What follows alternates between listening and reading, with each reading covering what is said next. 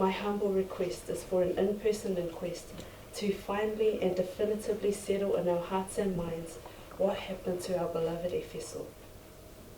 In addition to the conflicting reports about where the defibrillator came from, there are also varied accounts of who was present when Efeso collapsed and who administered the defibrillator.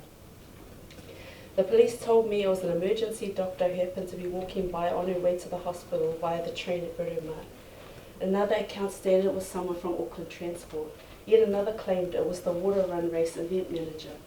These inconsistencies have been emotionally distressing and traumatizing. Furthermore, these discrepancies raise serious concerns about the lack of clear health and safety planning for this event, the apparent absence of assigned responsibility, and the potential inexperience of those who organised it. From what I have reviewed, it seems that too much was left to chance. Too much was left to the goodwill of random, unsuspecting strangers passing by. This is unacceptable. In my view, it raises concerns and could speak to a troubling lack of care by those responsible for this event and the safety of its participants.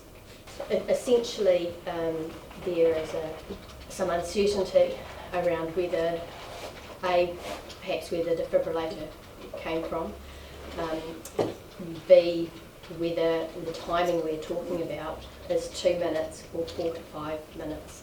I think there's an essential question that's very relevant to my ability to even consider making recommendations or inquiring some of these issues in more detail about what the significance of those potential time frames are. Although ChildFund had not itself run this particular version of this event prior, it did hire Campbell & Co, which is an extremely experienced event management company, to ensure that everything was done as it should have been.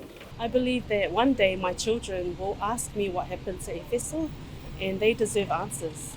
And so I believe that once we have those answers, whatever it looks like, good, bad, ugly, I just think that we want the truth. We just want to know what happened. My daughters deserve that. I deserve that. If Efeso was alive, he would want the same thing. So I think once we turn a leaf and we have that closure and those answers, then we'll be able to plan for an unveiling and to give him the ma'a that he deserves and celebrate his life wholly.